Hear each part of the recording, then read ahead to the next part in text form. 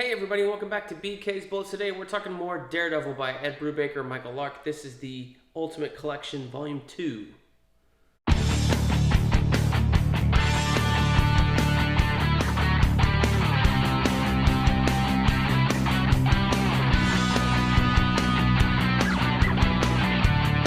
Hey everybody, welcome back to BK's Bullets. As always, I'm your host, Brent.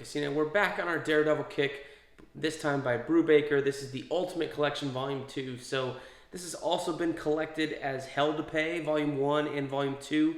This collects issues number 94 through 105. So this is the entire Gladiator, Mila, Mr. Fear arc of these like 12 or so issues, right? After The Devil Inside and Out, Volume 2, I was kind of let down, honestly, because Volume 1 was so phenomenal, and Volume 2 was this weird side trip to Europe, and all these weird, like, convoluted things. I started this, and I was kind of like, where's this going? Because the first issue in here is like a recap, a retelling of Mila and Matt's relationship and their love, which is a nice little thing.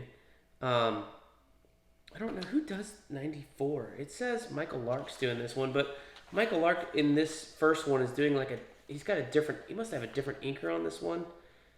Or maybe it's just he changed his style because it's completely different.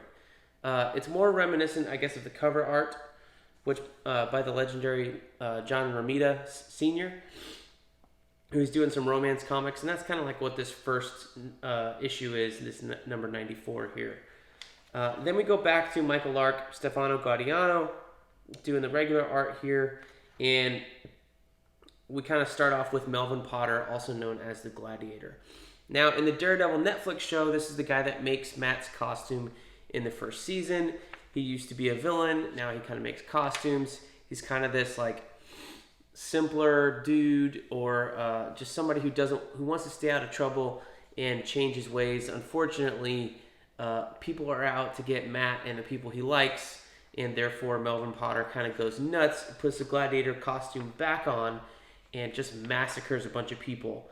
And ultimately, ends up having to pay the price for all his crimes and stuff like that.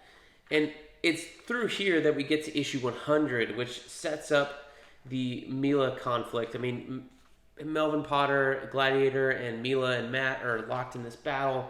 I mean, Mila is just Mila.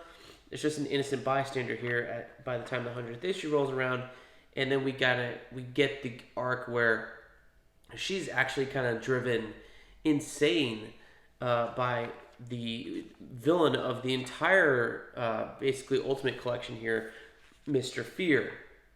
Now, I've never read a Mr. Fear story in my life until this one, so I can't really tell you the exact differences between Mr. Fear and Scarecrow from DC Comics and Batman. So, I guess let me put it this way. Scarecrow dresses like his namesake. Mr. Fear actually kind of looks more like Phantasm from the Batman Mask of the Phantasm movie, just without the big scythe and stuff. He does have gas.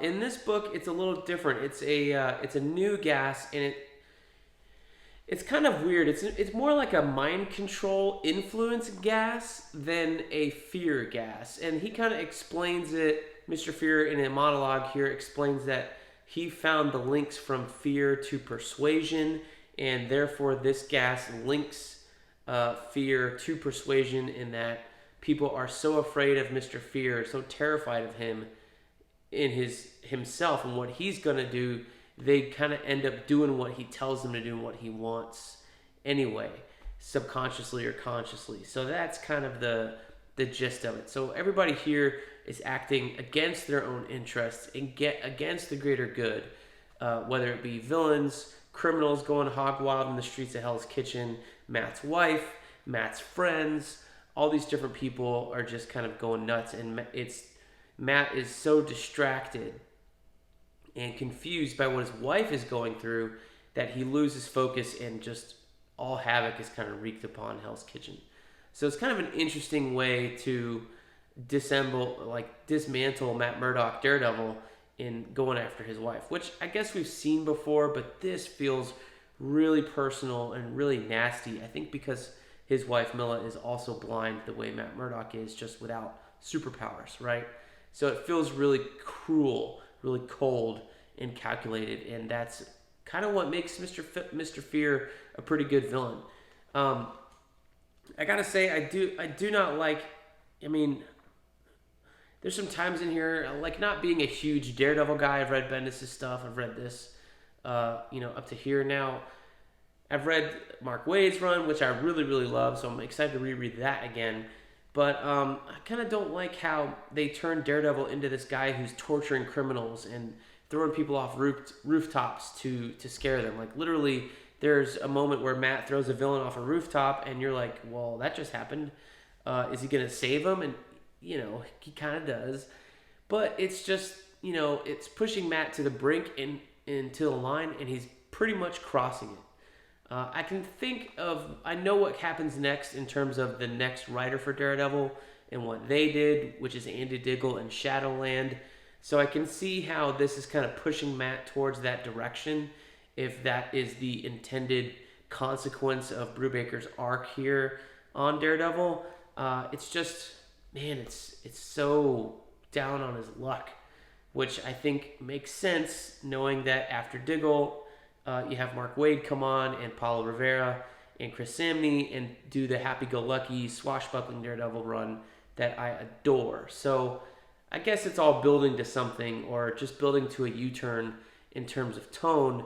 It's just strange to see how Daredevil as a character can be pushed from one end to the other and do a complete U-turn in terms of comics, but where's the core of the character? Like with Batman, I always know where the core of the character is. I think maybe because I've read so much Batman, there's been so many Batman comics. Like, Daredevil's never had a second supporting title. He's only ever had one. And it's gone in fits and spurts and relaunches, reboots, that kind of thing. But he's never had another title. He's never sold well enough to get another Daredevil title.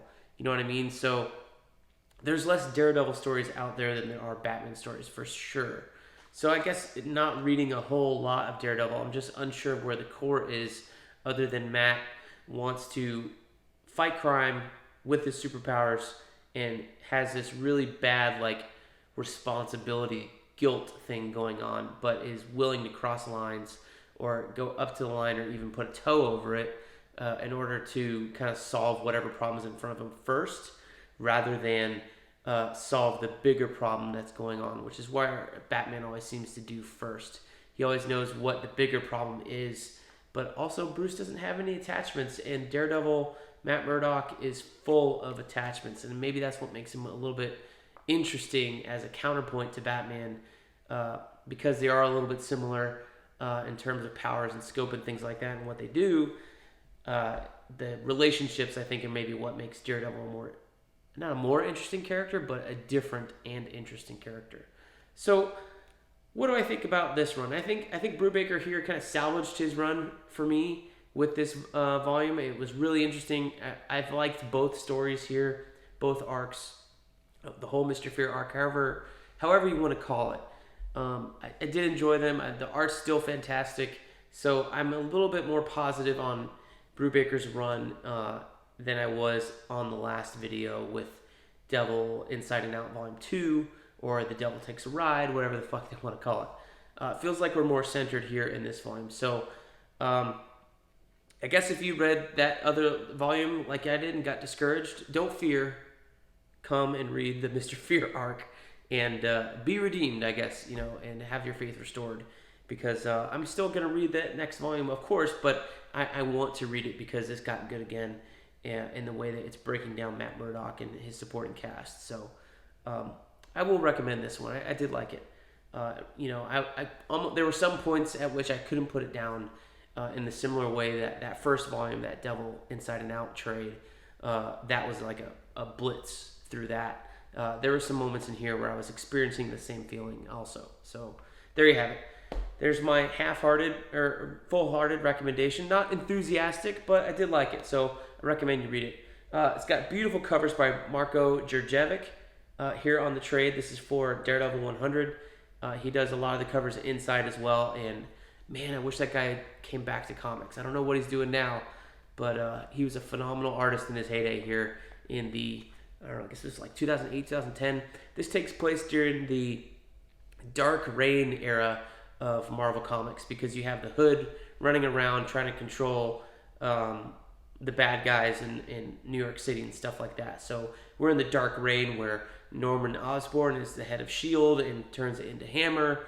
And you have the Dark Avengers running around also. All that stuff is way in the background here. The Hood is a little bit more present, but it's there. So just, imagine that's what's going on. Like, I think maybe the first half of this book, they talk about the Registration Acts, and maybe that's taking place during the Initiative era, post-Civil War.